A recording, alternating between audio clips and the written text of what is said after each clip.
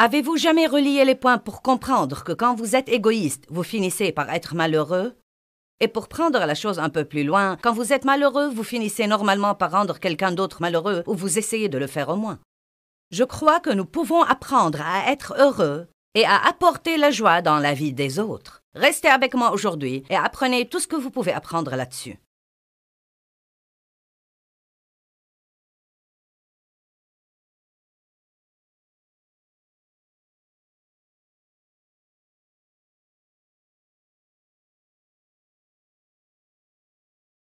Eh bien, je vais prêcher ce matin sur ce qui est probablement votre sujet le plus préféré au monde entier. Je sais que quand je vous dirai ce que je vais prêcher, vous allez crier, applaudir et acclamer. Car je vais enseigner aujourd'hui sur la mort au moins.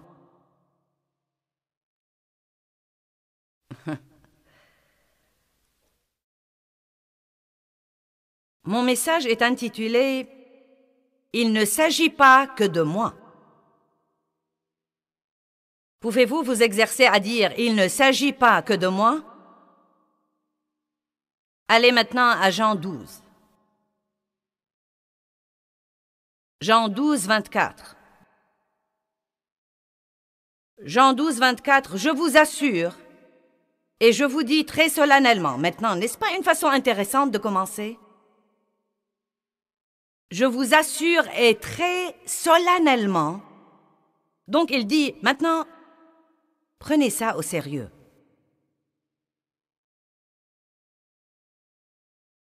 À moins que le grain de blé tombant en terre ne meure, il demeure seul. Il ne se multiplie jamais, mais il demeure seul. Mais s'il meurt,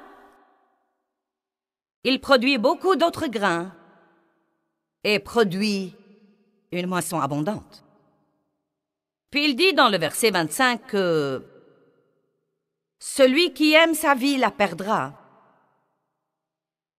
et que celui qui hait sa vie la conservera et aura une vie plus riche. Et il ne parle pas vraiment de haïr tous les jours de votre vie et d'avoir tout le temps cette mauvaise attitude « je hais la vie, je hais la vie ». Ce n'est pas ce dont il parle des priorités, comme quoi nous ne devons pas aimer notre vie plus que nous n'aimons la volonté de Dieu. Nous ne devons pas aimer notre plan plus que le plan de Dieu. Nous ne devons pas adorer ce que nous voulons et ne jamais découvrir ce que Dieu veut. Maintenant, vous savez, ce message n'est apprécié que par ceux qui sont engagés envers Dieu. Donc, si vous n'aimez pas ce message aujourd'hui, c'est que probablement vous ménagez toujours la chèvre et le chou. Mais si vous êtes vraiment entièrement, à 100% engagé envers Dieu, vous serez tout excité par ce genre de message, car vous avez déjà compris que vous devez surmonter votre petite personne et découvrir ce qui est vraiment, vraiment, vraiment important dans la vie. Maintenant, quand nous parlons de mourir au moins ne veut pas dire que vous devez vous priver de tous les plaisirs de la vie. Je veux m'assurer depuis le début que nous avons un équilibre.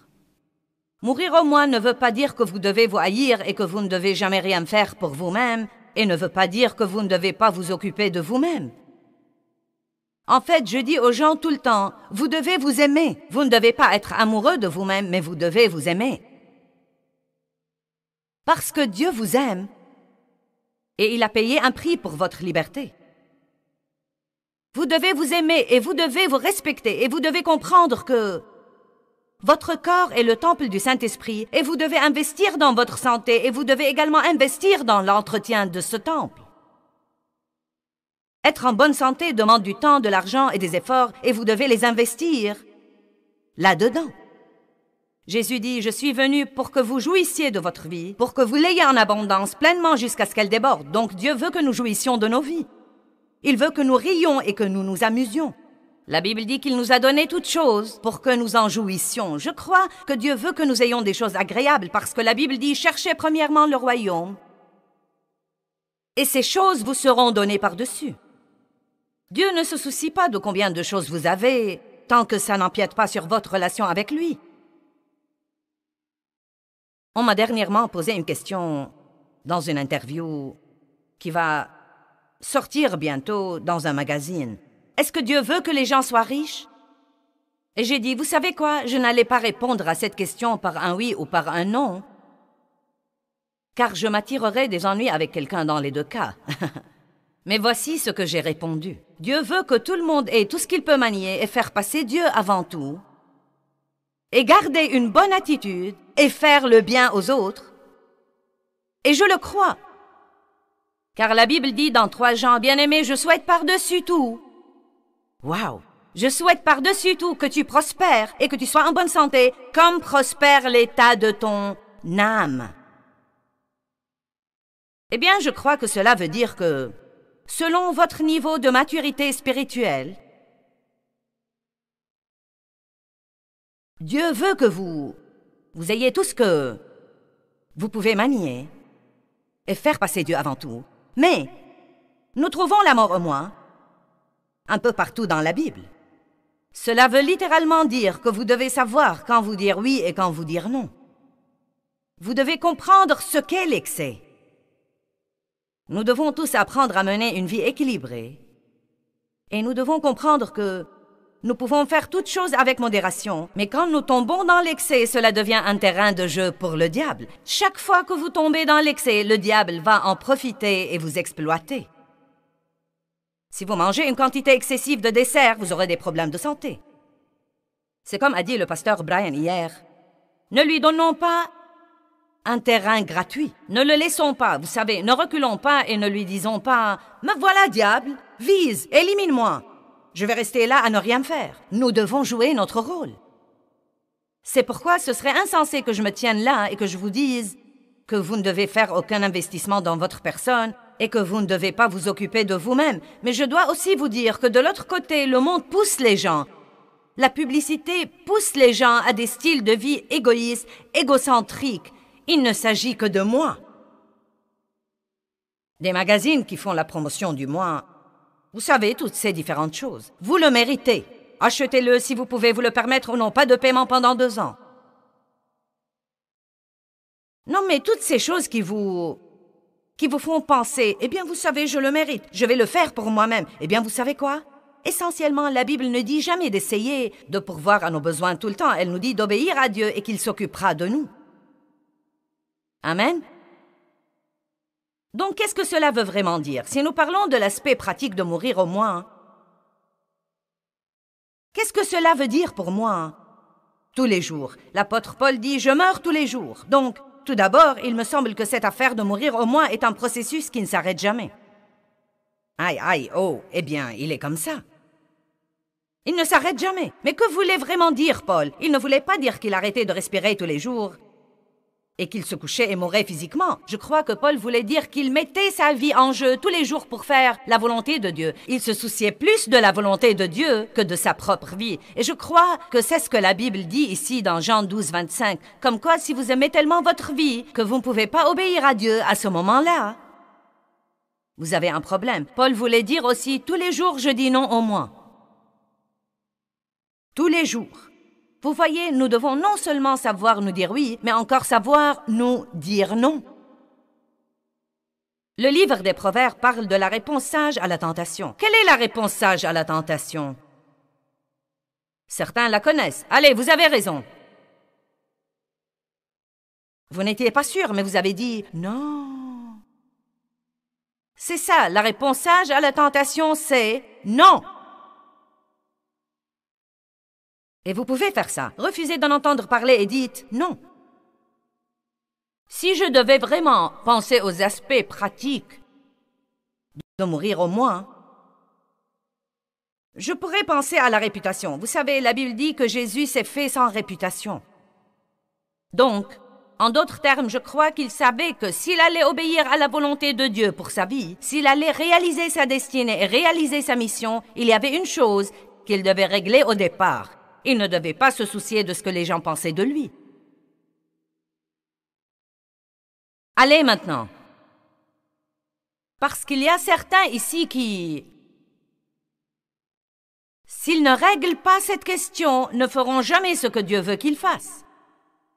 Car je peux vous dire maintenant que le diable amènera sûrement beaucoup de gens pour vous juger et vous critiquer, et amènera beaucoup de gens pour vous faire passer le message, soit silencieusement, soit bruyamment. Si vous faites ça, je vous rejetterai.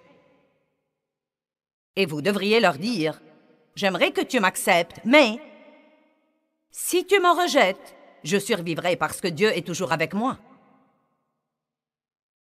Amen. Cette question est très importante. J'ai écrit un livre là-dessus intitulé « La dépendance à l'approbation ». Et vous serez stupéfiés du nombre de gens qui sont littéralement adonnés à l'approbation. Je crois que le mot « dépendance » sur la couverture du livre fait peur à certains. Mais qu'est-ce que la dépendance? C'est quelque chose que vous ne pouvez pas vous calmer et être heureux sans. Et donc, si je n'ai pas une bonne journée parce que vous ne m'appréciez pas, alors je suis adonné à votre approbation.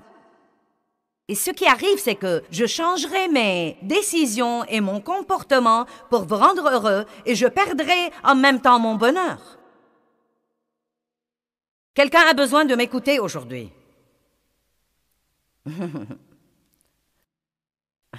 Et pourquoi? Tout ça parce que je me soucie tellement de ce que vous pensez.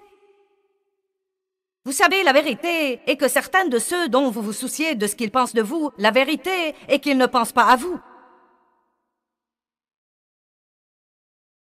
Non, mais c'est vraiment la vérité. Nous nous soucions tellement de ce que pensent les autres et la plupart d'entre eux ne pensent qu'à eux. Même l'apôtre Paul dit, et j'aime prêcher là-dessus car je crois que ça nous vole nos destinées. Paul dit dans Galates 1:10, « Si je plaisais encore aux hommes, je ne serais pas apôtre du Seigneur Jésus-Christ. »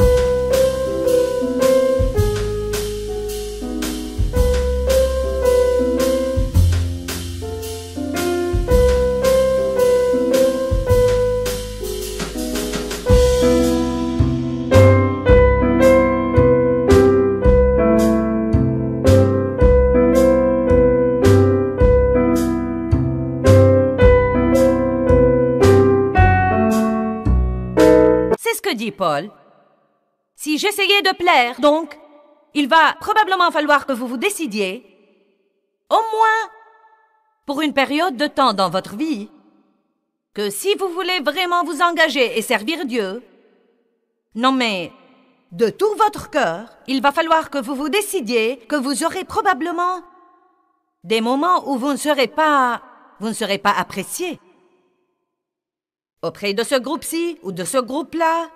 Mais la vérité, c'est que si vous êtes prêt à renoncer au groupe qui essaye de vous éloigner de Dieu, Dieu vous donnera un autre groupe qui devient en réalité une famille pour vous. Une famille! Nous sommes une famille! J'aime regarder ce qui arrive parfois quand les pécheurs viennent à l'autel pour recevoir le Christ, sans que personne ne le leur dise. Sans aucune instruction, bien des fois, ils étendent le bras et se tiennent par la main.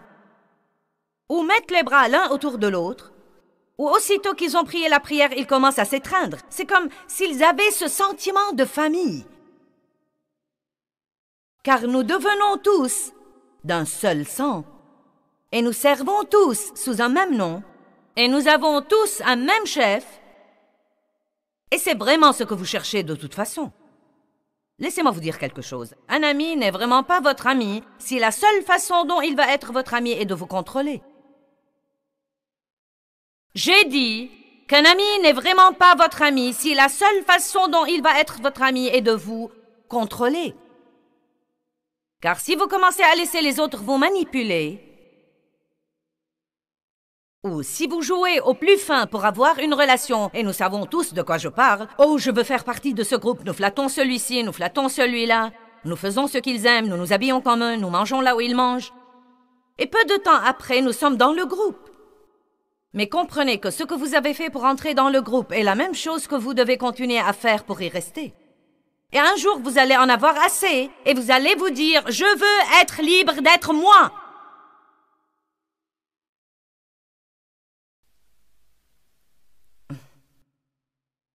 Mais à ce moment-là, vous serez peut-être adonné. Et bien que vous vouliez être libre, il y a une partie de vous qui aura désespérément besoin d'être acceptée par les autres, que vous finirez par dire non à Dieu et oui aux gens. Et vous savez quoi? C'est une tragédie que de faire ça, car voilà la vérité. Et je ne veux vraiment pas vous blesser, mais tous ces gens qui vous éloignent de Dieu, vous découvrirez à la fin qu'ils se fichent pas mal de vous. Ils se servent de vous pour leur propre satisfaction et leur propre plaisir.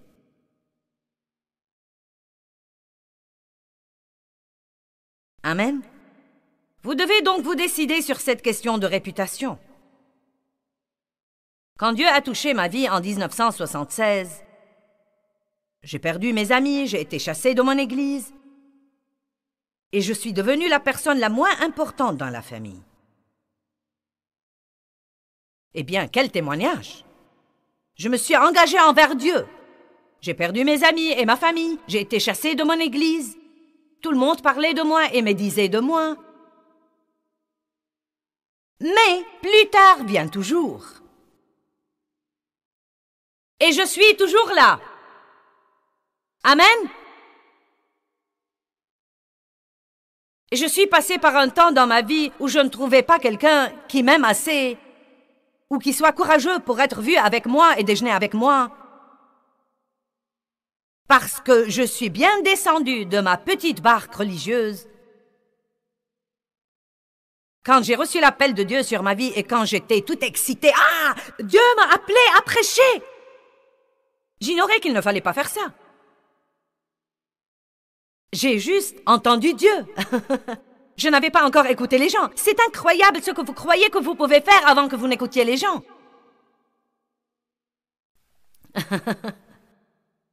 Non mais n'est-ce pas la vérité? N'est-ce pas étonnant ce que vous et Dieu pouvez faire si les gens s'éloignent de vous et vous laissent tranquille? Mais les gens ont commencé à dire « Tu ne peux pas faire ça, tu es une femme. » J'ai dit « Oh oui. » J'ai dit à Dieu « Je ne peux pas faire ça, je suis une femme. » Il m'a dit « Tu crois que je ne le sais pas? »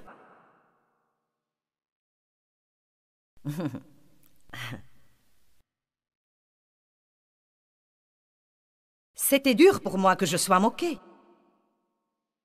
C'était dur pour moi de prendre mes enfants à l'école tous les jours parce qu'ils allaient à une école chrétienne qui faisait partie de l'église dont j'ai été chassée. Et c'était dur pour moi de conduire là et de les prendre à l'école tous les jours sachant que les gens...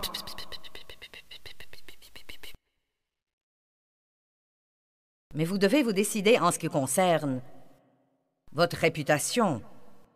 Je choisis mes amis ou Dieu? Lequel ce sera? Est-ce que j'allais m'incliner ou est-ce que j'allais persévérer? Et je peux vous dire que tous les êtres humains, et ce n'est pas un message populaire non plus, mais Jésus dit, si vous me servez et vous suivez ma volonté, vous serez persécutés.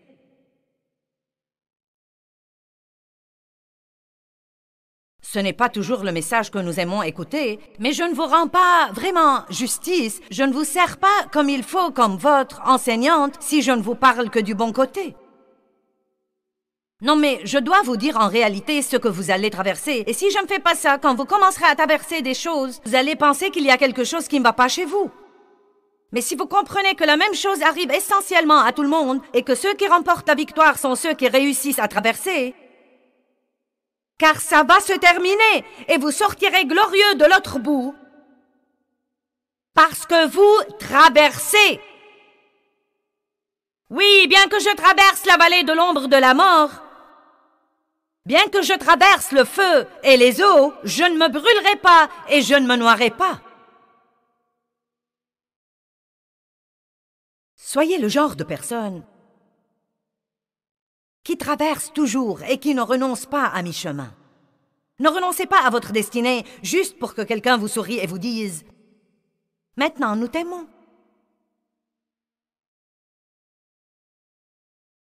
Il y avait une époque où personne ne voulait déjeuner avec moi et maintenant je ne pourrai pas... Non mais dans 100 ans, je ne pourrai pas déjeuner avec toutes les personnes qui voudraient m'inviter.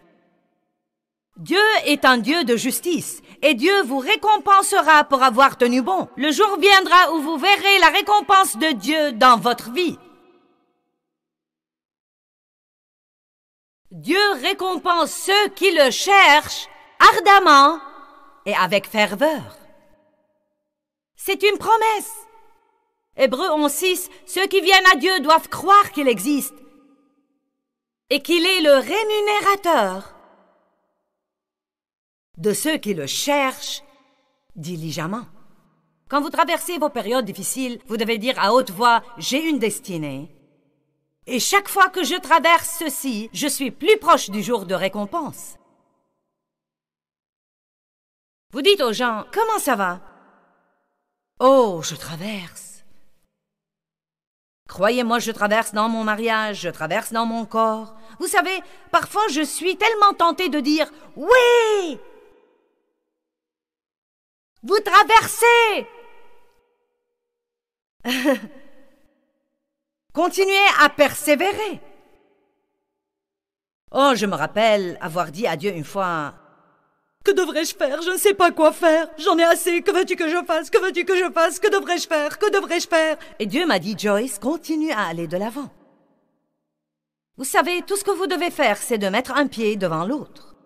Parfois, vous devez vous accrocher à quelque chose, mais continuez à mettre un pied devant l'autre. Et si vous en arrivez au point où vous ne pouvez pas faire ça pour quelque temps, au moins tenez bon et n'abandonnez pas.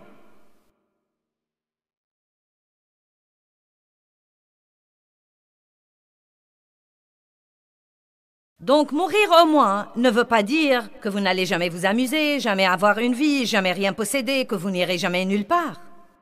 Mourir au moins veut dire des choses comme mourir aux absurdités de la réputation. Je ne vais pas perdre ma joie à cause de ce que vous pensez ou ce que vous ne pensez pas. Je ne vais pas perdre ma joie parce que vous ne m'avez pas invité. Je ne vais pas perdre ma joie parce que j'ai appris que vous parlez de moi. Quand nous mourrons, nous comparaîtrons devant Dieu et nous rendrons compte pour nos vies.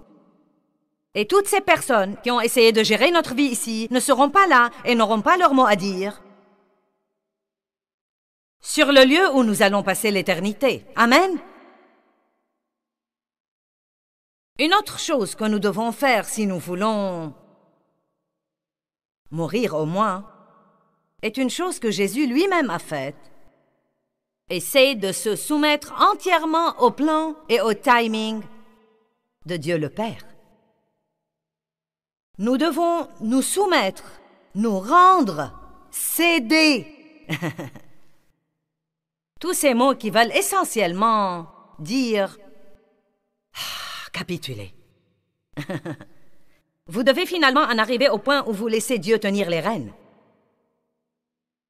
Où vous lui remettez les rênes du cabriolet. Ne donnez même pas des conseils au conducteur. Dites-lui seulement, Dieu, fais tout ce que tu veux faire, quand bon te semble. Je te fais confiance.